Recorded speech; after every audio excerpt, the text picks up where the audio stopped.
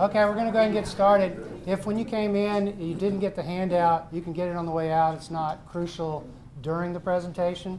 But what is crucial is if you have a question, either now or during, you're going to need to fill out an index card, and we'll have those brought up. We're recording this. It'll be posted to our YouTube page. It does not pick up questions that are asked. And so from experience, we know. And so if you have a question, write on the card. Just hold it up, and somebody will come and get it to us.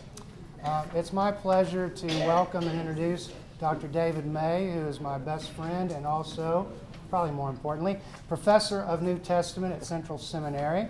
And he and I together have led 5 trips to the Holy Land, most recently just over a month ago. And several people here were on that trip or a previous trip. And so, David, we're glad that you're here to join us today. We're going to go ahead and get started. And again, if you have questions, just write it on the card and hold it up. It's pretty obvious, if you're watching any news, that people are picking sides all over the place. They're doing it in politics, not just in the U.S. It's in the press, all kinds of debates about which channel should you watch. College campuses, major issue there. Nations are divided over this. It's unbelievable. One of the books, and I have the books up here, by the way, if you want to look at them afterwards, by Ari Shavit, who is a Jewish author. I think that's an important point. A great journalist.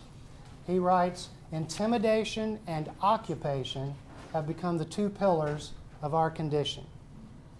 And then he clarifies and says, the left stresses Israel's immoral occupation of Palestinian land. And so the left everywhere has these kind of pro-Palestinian protests. The right lifts up Arab, what he calls intimidation of Israel through the centuries. And so you get rallies on the other side. I hope it's not a surprise to you, but we're going to take a different tack. Our view is not pro-Israeli, it's not pro-Palestinian, it's pro-humanitarian. These are people.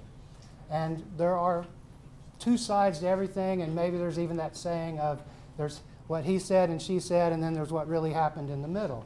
And so we're going to try to come at it from that perspective.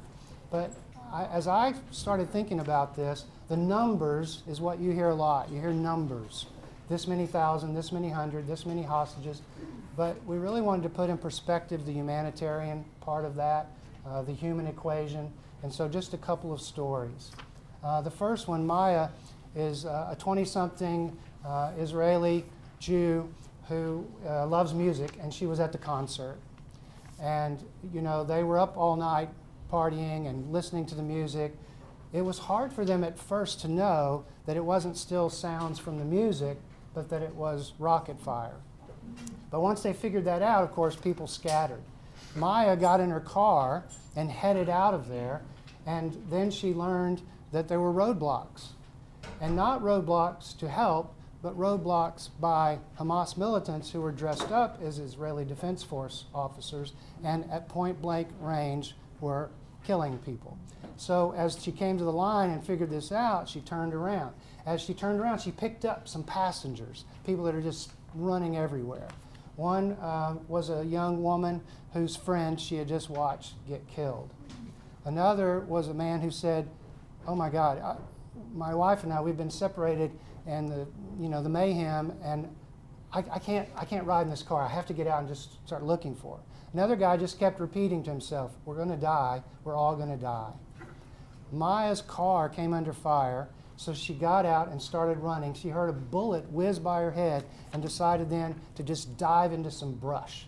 And the brush she dove into was so thick that birds landed next to her throughout her ordeal of 6 hours and were not aware of her presence, or at least were comfortable with it. She was very well hidden, but she was in this contorted position. Now, she's trained in Israeli Defense Forces because most every person serves, but she's also a student of yoga. And so she started to, anytime she had bad, hateful thoughts, she would breathe those out and she would breathe in peace. And 6 hours later, she was rescued. The other story, Ranin, is a Palestinian woman living in the Gaza Strip She was 8 months pregnant. She and her family were living with an aunt, and their apartment was bombed. 7 family members were killed instantly, including her toddler son, whose head was decapitated. She was trapped under the rubble, and her husband said, "We're going to get you out." And she said, "Just leave me to die." And they wouldn't. And they got her out, and they got her to southern Gaza. And the hospital had no electricity, had no lights, so they used cell phone lights. And he had no running water. He couldn't even clean up, but they insisted that they would do this. And the baby lived, and they named her after one of the relatives who was killed in the bombing. They named the baby Miriam. And Renee lost her arm. Both her legs were broken, but life came out the same day as all the death. I'm not going to go into all the stories, but we've been in touch with our friends that live in Israel. And the stories are horrific, as you can imagine. People stand around the water cooler at work saying how many people they know who've died or who are hostage, and those stories just go on and on. It's an overwhelming kind of thing, and I'm sure that you've at least felt some of that in the last couple of weeks. So David's going to talk about a little timelines. It is good to be with you. I appreciate the invitation, and maybe the most important thing is you are my best friend. Not that I, not that I teach New Testament. I'll take that. I will not always teach New Testament, but I will always true. be your friend. That's good. I'm not an expert on the situation that is in Israel at this time. We've traveled there. We have friends there. We care deeply about this area. So as I share, realize I'm not a total expert in this area. My expertise is in first century Israel and what it was like from AD 1 to AD 100. But I think it will help if we can kind of get a little bit of timeline of what has gone on, because the fact of the matter is that whatever is happening today did not start today, but has its roots in the past. And the question is, where would you start? So I just thought it might help us to get kind of a framework, because so many people are talking about this area and how did these kind of things get started. I have 3 big areas or dates I would want you to keep in mind. One was this area that is today Israel, the nation of Israel, and that is in the pre-1918, this entire area was under the what's called the Ottoman Empire. And notice that ends in 1918, and you are familiar with your world history. This is the conclusion of World War I. From 1918 to 1948 is a time period in this area where we have the British Mandate. And so at this particular time, the authority, the governance that's going on in this particular area is going to always be administered by the British. And then from 1948 until the present, we have the State of Israel. Those are 3 big areas to kind of keep in your mind because of the kinds of things that happened in that time period that, again, we are the heirs of this. Just to give you kind of a little bit of sense of kind of numbers of folks who were living there, I've selected 1800s, 1931, 1947, because in the 1800s, this is under the Ottoman Empire. You can see that the Jews who were living there at this particular time, there were 7,000 in the population, and Christians, 22,000, and Muslims, 246,000. When we go into the time of the British Mandate, 1931, you can see the Jewish numbers have increased to 175,000, Christians, 89,000, and Muslims, 760,000. And then just on the eve of the Declaration of Independence, where Israel declares itself a state, and importantly also the British withdraw just overnight. So in 1947 we have Jews 630,000 and 143,000 Christians and over 1.1 million Muslims. So it gives you kind of a sense of who's living in this area and those that are increasing. For example, you can see how Jewish presence has increased greatly from 1931 to 1947, but it's been an increase in all of these groups. So what happens is, and in some ways what got this very much started, some of these questions that are being raised today, is that in 1947, the UN, which was a relatively new organization, the UN was only established in 1945, so it had only been in existence a couple of years. The UN made a proposal to petition and make 2 separate states in Israel. So,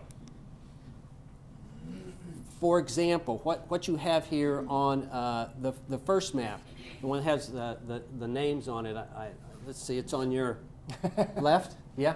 That is the original proposal for what the nation of Israel would be like, but also what the Palestinian state would be like.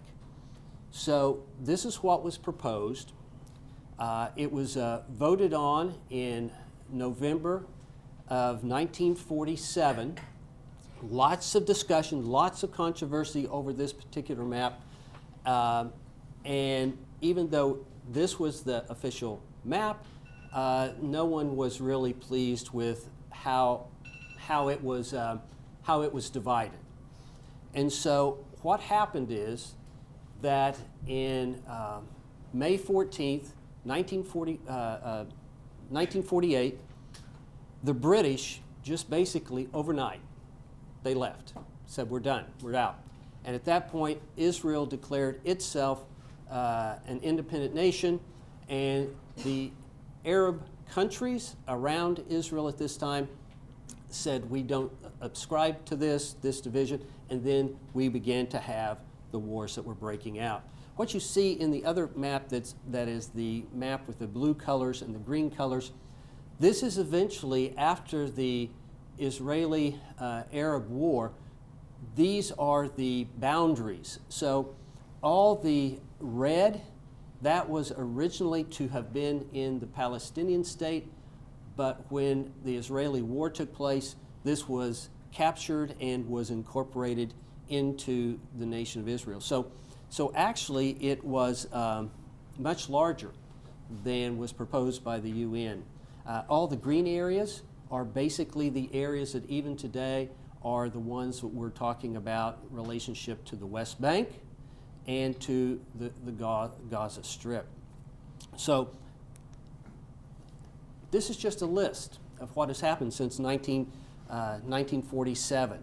So you have the conflict of the Arab-Israeli War in 1948, continued for almost a year until there was an armistice with the countries surrounding Israel: Lebanon, Jordan, Egypt, Syria.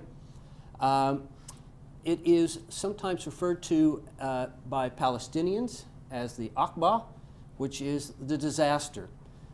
One of the reasons I use that term is because there were 700,000 Palestinians who were dislocated at this particular time. In 1967, we have the Six-Day War. And when we begin to look at these wars, you will see some of the same nations, states being involved. At this time, it was Egypt. Syria, and Jordan who are involved in fighting against Israel. This was a very short duration, and at this particular time, Israel also occupies the Golan Heights. And you may have heard of the Golan Heights, the West Bank, and the Gaza Strip. All three of those by 1967 are occupied. I will point out that if we go back to this map just a minute here, that in 1948, the 1948 armistice that took place, actually Egypt was in control of the Gaza Strip, not Israel, Egypt. And in the West Bank, Jordan was in control of that. But it is later, when we move into the Six-Day War, that Israel begins to take over these particular areas from these other countries. So in 1973, you have the Yom Kippur War, which was with Egypt and Syria. And at this time, the U.S. and Russia basically are using this war as a proxy. And so the U.S. is intimately involved in this. Russia is intimately involved in this, with Russia supporting Egypt and Syria, and with America supporting Israel. So it's, in a sense, a kind of proxy war that was going on. It's out of this that came in 1978, the Camp David Accords with Jimmy Carter. So this is just, and then we have the Intifada I from 87 to 93, out of which came the Oslo Peace Accords, that was really attempting to work to bring some peace to this area. This may have been the most hopeful time that people were hoping that things could look better in 1983 or 1993. And then we have the Intifada II, and Intifada means rebellion, uprising, from 2000 to 2005. And some people have referred to this last section, what's happening right now since October 7th, as the third Intifada, with the Hamas-Israeli war. It's just started. But as you can see, it's been an ongoing situation that's been happening. The first conflicts that have been taking place were typically involving nations: Syria, Jordan, Lebanon, and finally just Syria and Egypt. And now it is much more Palestinians, terrorists, who are, again, being supported by some outside groups, but the outside groups are not actively participating with their own troops and those kinds of things. But it's conflicts and violence, and hopefully just give you a little overview of timeline of that. Yeah, those of you who've been on the trip with us will know that Tally, our favorite guide, we get on the bus, we're jet lagged, we're just wiped out, and she says, "Mike, hold up these cards while I go through this timeline." And she does the timeline of the history of Israel from like Adam and Eve to the present. And she does it in, I don't know, 20 minutes tops. And the sound on the bus isn't all that great. People haven't quite figured out her accent, which she speaks English fine, but she's got an accent. And so everybody's just like, what was that about? We didn't really want our timeline to be a jet lag experience for you, even if you have an extra hour of sleep at the present. But we do want to kind of back up into the biblical just a little bit, because it really is there from the very beginning. One story, just to kind of fill in a gap here, when David and I use Tally, we always communicate ahead of time, but not everything gets communicated to her. And so almost every time she says, "And tomorrow we go to Mount Carmel, right?" And we go, "No, we don't go to Mount Carmel." And she says, "What?" Mount Carmel has a monastery there. It's very beautiful. It's obviously on a mountain. It's gorgeous, etc. But the story that you're going to read there, if you know your Bible and you're thinking, I know this, is a story where Elijah has this contest with the prophets of Baal, and Elijah, a prophet of God, wins, and 400 prophets of Baal are put to death. And so we remind her every time, yes, it's beautiful, it's a mountain, etc., but we do not want to read a story about the death of 400 people and call that some kind of contest of the gods. And then she always says, "Oh, that's why I like you so much. That's why I like you so much." I keep forgetting that. Well, it's true that there are guides and trips that go all over Israel, and they will recall many horrific battles, and they'll just do so nonchalantly, as if, and here yet was another victory for God. And so we've eliminated that. When we think about this biblical timeline, It's true that if you read your Bible, your Old Testament or Hebrew Bible, whatever you want to call that First Testament, Israel has all kinds of issues and run-ins with other nations. They are slaves in Egypt, and God brings them out, right? Moses brings them out. Israel is attacked in the north from the Assyrians in 722, and it's horrific what happens. And Babylon, Nebuchadnezzar attacks in 586, and they destroy the temple, the Solomon's temple. And these things are horrific. Israel has been mistreated, no question about it. That's part of the biblical record. But there's more to the biblical record. So just in a kind of a big scheme of things, Abraham, 12 chapters into the Bible, is promised by God to make a great nation out of him. And there'll be as many children of God as there are stars in the sky and sands on the shore, etc. And that does happen, but also is promised a land. And that is very slow in happening. It gets delayed, it gets put off a lot of times. And there are different accounts of how and exactly why that happens. Moses, for instance, at the end of Deuteronomy is allowed to look into the land, but you're not going to get to go because he's been unfaithful. And Israel has, of course, been unfaithful. They're wandering the wilderness. Well, then you turn the page and you pick up a new set of documents. One of the biggest injustices in Christian education, biblical education, whatever you want to call it, is a failure to realize that the Bible is not a book.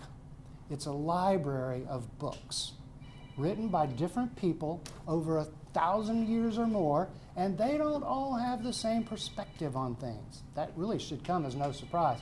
But a lot of people kind of grow up with this notion that, well, the Bible's this book that came down, and so it must agree on every page. Well, starting with Joshua, you have this thing called the Deuteronomistic history or theology that runs through it. And some people kind of see Deuteronomy as a prologue to that. But this theology is, things are going to go well for you if you do right, things are going to go wrong if you do wrong, kind of a almost prosperity gospel. But it is in that section that Joshua is told by God to go in and take the land and to leave no one alive, not even animals. And so even this morning I was Googling it. I can't help myself. And I was looking, and there are these people that say, now, how do we make sense of that? And this guy had like 6 ways to defend that, none of which made any sense because he doesn't understand it's a library of books. And so he tries to rescue it and say, well, maybe they were wicked people and so forth. But this notion is ascribed to God. That's one theology. But that's only one theology. And who writes that history? If you ask the Canaanites to write the history, it would probably sound different. So when you get to this notion of Israel's conquest, you have competing views in Scripture about is this God's doing or is this Israel's doing? And it's fascinating, a little bit frustrating in my opinion, that when you talk about this issue, some people will say, well, yeah, there's this side and there's this side, but the Bible says God gave the land. Well, I think it's a little more complicated than that. But there are whole policies. I mean, Netanyahu just last week cited the biblical record on this. So it's a complicated issue, as you know, and we'll continue with that. I think there's this next. Yep. A lot of times on the news you're hearing Jews and Palestinians, which is, again, a bit oversimplification about the folks that are in Israel. So we just thought it might be helpful to get a sense of who are the folks that are over there now experiencing all these tragedies. Well, first of all, those individuals who are citizens of Israel are Israelis. Now, do we equate that with Jews? Well, yes, there are lots of Jews who are Israelis, yes. But there are also Arab Israelis. So Israeli is the national kind of identity of individuals, and many Palestinians are that. In fact, the Arab Israelis are the largest minority within the country. 2.1 million people are Israeli Arabs in the country. And they are not living necessarily, they're not living in Gaza or living in the West Bank. They are living in villages scattered throughout Israel, and they have all the rights of citizenship of any Israelis. Palestinians are Arabs. The majority of these are living in Gaza or the West Bank, but they're not the only folks that are here. There are some other minorities. For example, there's a group called the Druze.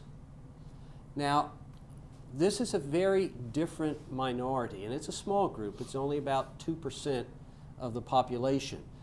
They are not Muslims, they're not Jewish, they're not Christians. They are kind of a combination of a variety of different kind of beliefs from the ancient world.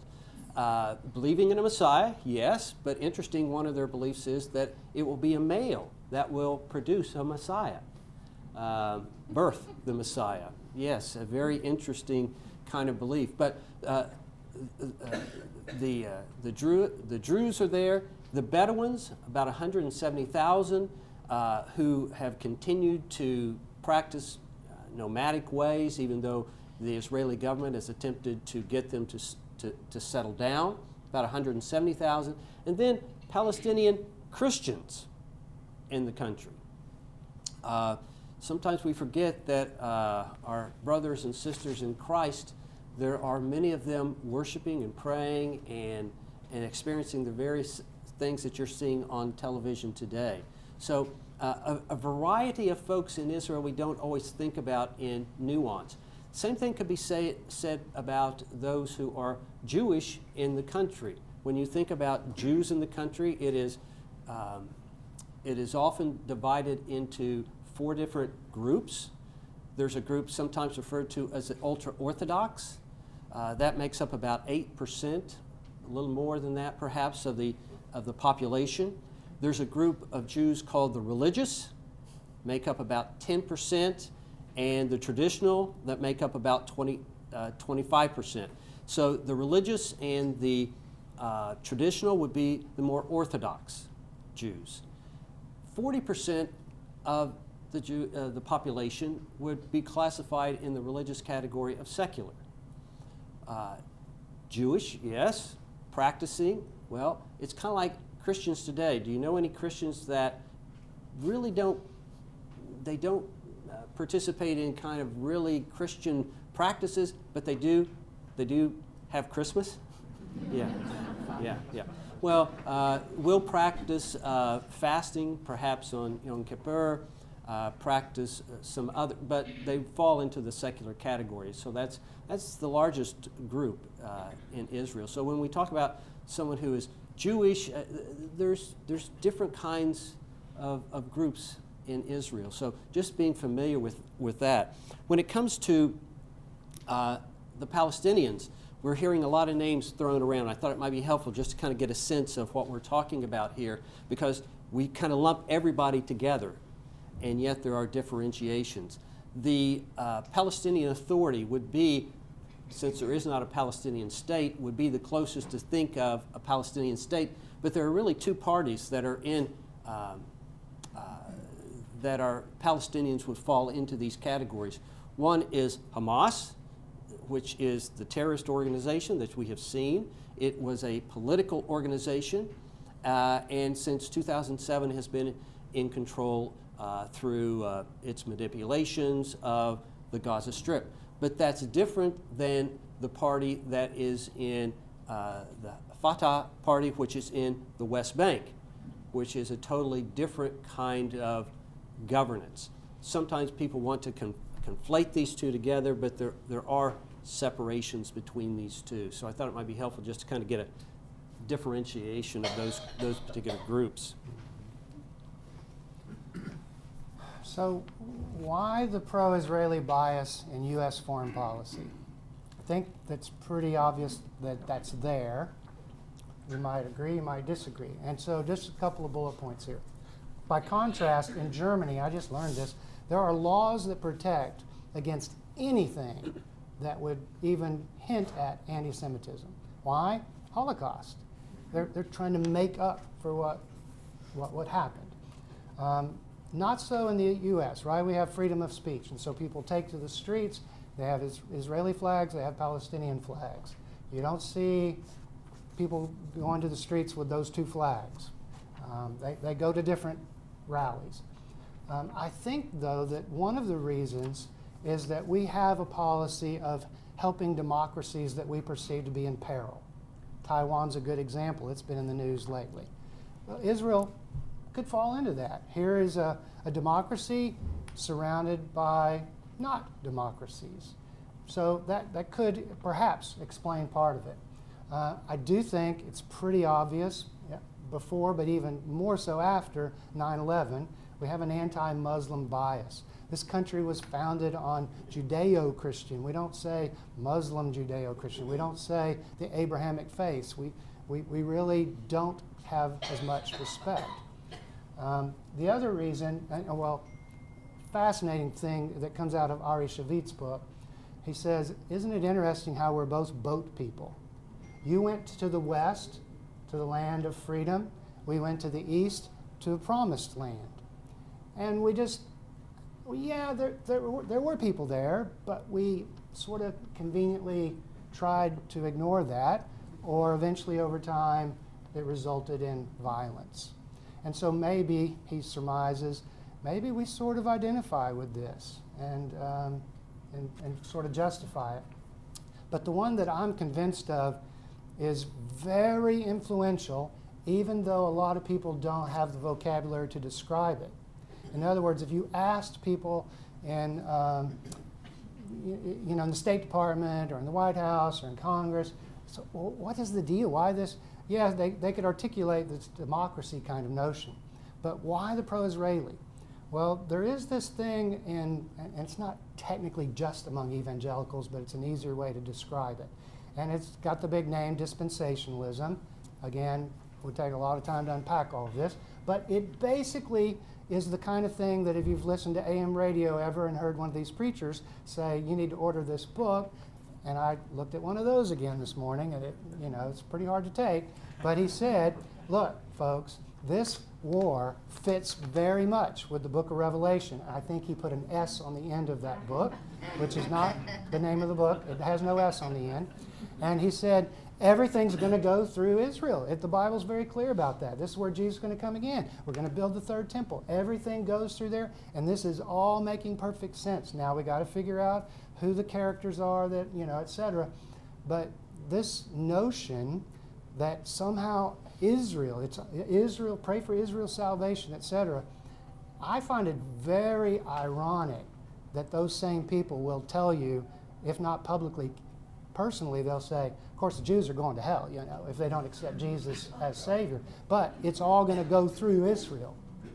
And so this notion is sort of baked into the DNA, the religious DNA of the United States, even for people who can't quite articulate it. But that's where it comes from.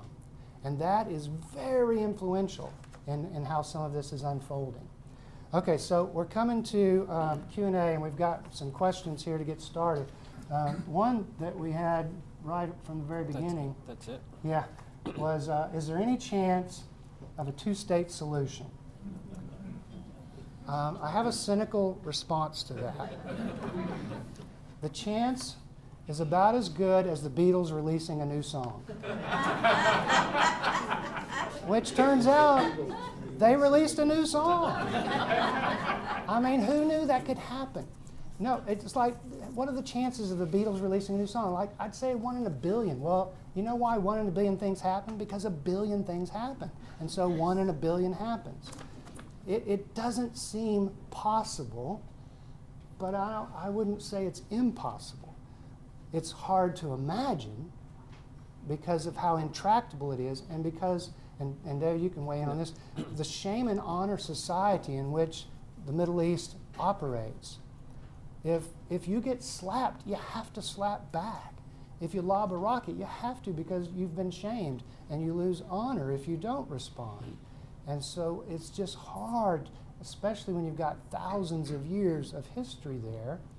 And then, of course, you also have this kind of lumping everybody into the thing, like, look at what the Palestinians did to Israel. No, the Palestinians didn't. The Hamas militants did, which, if you think about it, the Palestinians would be so furious because it set back their cause. They were trying to say, please treat us fairly. World, wake up. Look at how we're in this open-air prison. Well, now, of course, there's no chance. I mean, at least not at the moment. Right, and I think one other issue when it comes to the two-state solution is, this goes back to the UN 1947. It goes back to the Oslo agreements in 1993. But part of the issue is settlers, and that is in the West Bank area. And I didn't put up a map. I've got a map here if you want to look at it after our time.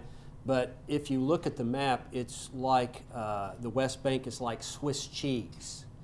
They're just these little pockets of where the Palestinians are, but between these pockets are where settlements are.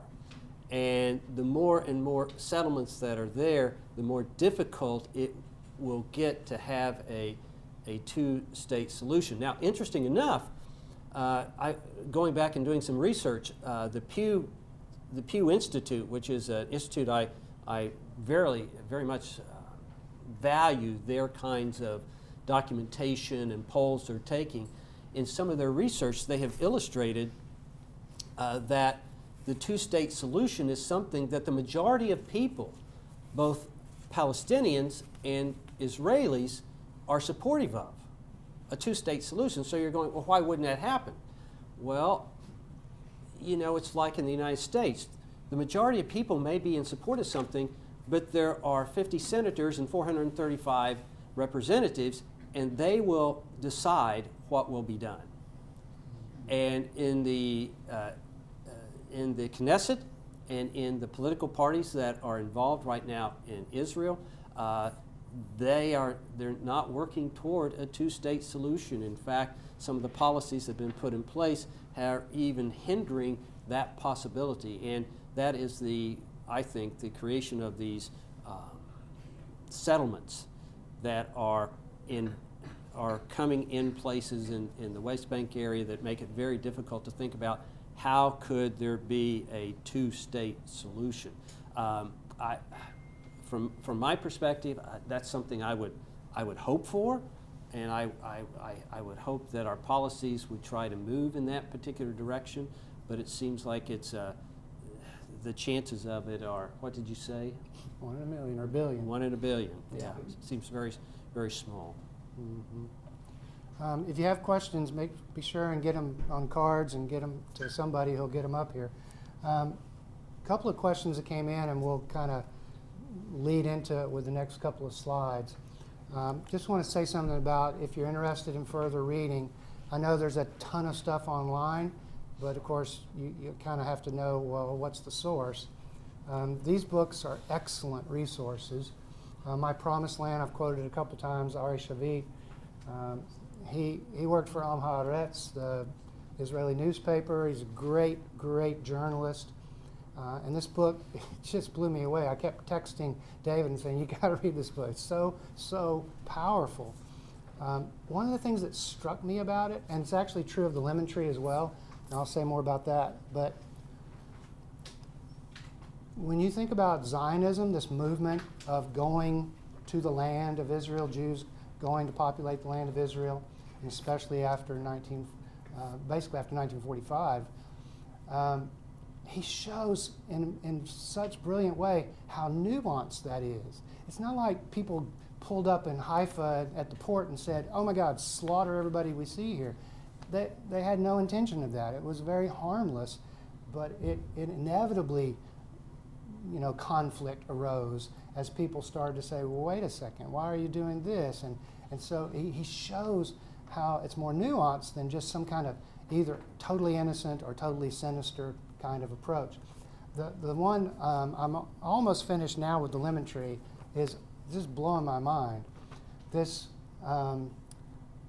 Palestinian young man who lived in a home and who was forced out after the conflict, and then this Jewish home, a Jewish family moved into this home. Well, the young man who grew up there goes back to see it. And the young girl, who's a university student at Tel Aviv, is living there. She's a little bit frightened when he knocks on the door. And he wants to come in and see it. And she, of course, has been taught he's probably a terrorist. But she says, yeah, sure, come in and look. And there was a lemon tree in the backyard, and it's still there. And anyway, it's about this relationship, this friendship that develops between them. So it takes this notion of, can there be a two-state solution? Well, how about a two-person solution? And it's so well written. It's just absolutely powerful. And then Children of Stone it puts that whole conflict in perspective, but it's specifically about a hope in one incident where a music school was founded. And so there are lots of those kind of things, but that's just 3 books. There's certainly many more out there. Do we have another question you want to talk about? One of the questions kind of relates, I think, to the first bullet on the next slide. Okay. So I put the phrase tikkun olam, which is Hebrew for repairing the world. And I just have 4 suggestions here. None of them small or easy, but I think all helpful. One thing would be to counter binary thinking wherever you come across it. And some of the cards that were submitted say, how are you going to, is there any way to be neutral or to address both sides? Well, it's very, very difficult. We live in a binary world, right? Your computer's either it's off or it's on, and there's no in between. Well, there is a more nuanced way to be in the world. And one of my favorite things, David Katz, who's a friend of ours, lives in Jerusalem, he sent me this post, and it's from a civil rights activist named John Pavlovich. And this is just really powerful. He says, multiple things can be true at once. Very important. Number 1, October 7th was the worst collective trauma Jews have experienced in our lifetimes. Number 2, the war on Gaza is a horror. Number 3, anti-Semitism is rising. Number 4, Islamophobia is rising. Those trying to use one of these to cancel others are making things worse. There you go. But it is very hard to make that kind of statement because you're either for us or against us, right? This kind of binary thing.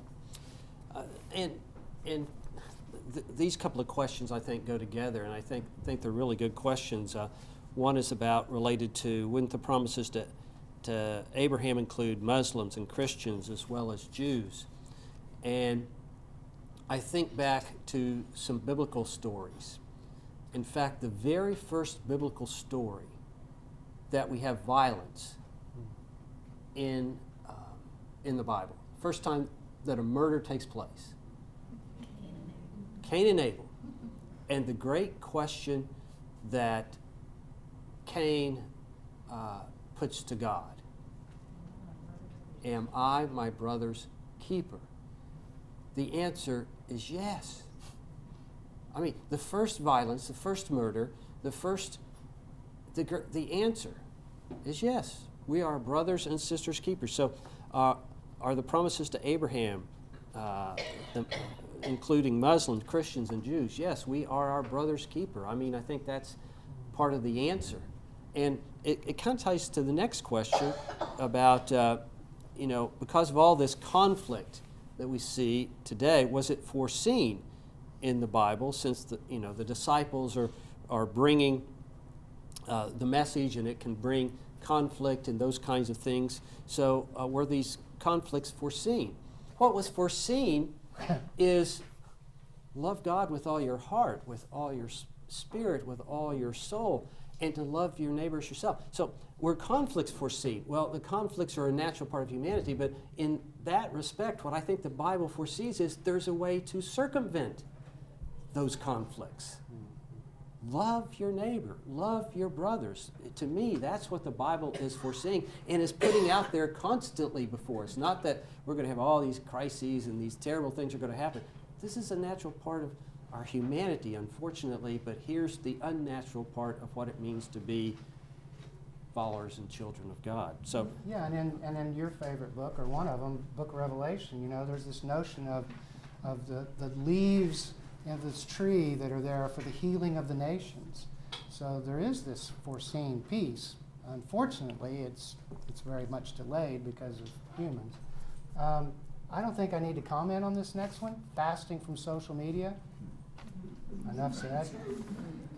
Writing letters, whether that's to the editor or to Congress or whomever. We talked with a colleague years ago named Hugh Womble. And Hugh Womble probably holds the record for the most letters published in the Kansas City Star, letters to the editor. But he was really, really smart. At lunch, when we always had popcorn at lunchtime, and we'd be eating, and we were just young pups, and he would say, now if you're going to write a letter to the editor, you don't use emotion. You don't use emotion. You have to use logic. And you have to give the other side the benefit of the doubt. So you don't say, dear so-and-so in Congress, you idiot, what is wrong with you? You know, how can you support blah, blah, blah? You have to say, I'm sure that you, like I, believe that everybody wants the best for their families, for their children. So you're giving this benefit of the doubt to then get to the point. And so you could write a letter and say, why do we have to choose between this and so forth? So if you're going to write a letter, think about that. Living peaceably with our neighbors. I love Parker Palmer's a great Christian thinker, and he says, you know, it's really hard to imagine changing the system. But he said it starts with we the people. And we the people have to choose how we're going to live amongst each other. And Carla mentioned this story last week. I was so moved when I watched this because there's a YouTube. You can watch this. But Yaakov Lifshitz is Jewish person, 85, I think she is. She lives in the south in a kibbutz very near Gaza. She was taken hostage. They strapped her onto a motorcycle. The guy who took her kind of beat her up on the way. But the rest of the time that she was in captivity, they treated her very well. They actually ate the same food they served her. They cleaned the toilets every day. They didn't want disease. And she said it was very much an act of mercy and hospitality. The great irony is that so many of the kibbutz in the south where the Hamas militants attacked were kibbutz of basically peaceniks, people who are social activists. And she was a person who would take Gazans to medical care in Israel. And they attacked her. Well, they took her hostage. When they released her, and this made a lot of news, she was released, and they have the footage. The people from the Red Cross are there saying, oh, okay, and they're kind of sort of not tugging, but taking her away from the masked Hamas militant there who's got his rifle. But what didn't always make the news, and you've got to look at this, is she pulls back from the Red Cross person and extends a hand to the Hamas man and says, Shalom. I mean, I just bawled. She shared peace with this man. I like to think he said salam back. I don't know, but it was just such a powerful, powerful moment.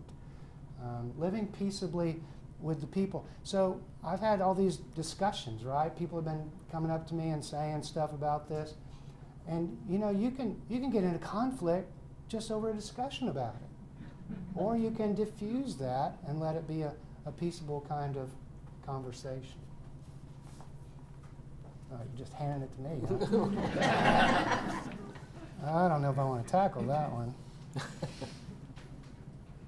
Yeah, I kind of dealt with that one there. Yeah. The things we can do. All right. So we're going to stick around. I know some of you want to go to 11 o'clock worship, but if you have questions that you want to talk to us about, we're going to stick around. If you want to look at these books, the handout, if you didn't pick it up, has the list of those books in case you didn't write them all down. But thank you so much for being here. And we did have one last slide. It says shalom and salam.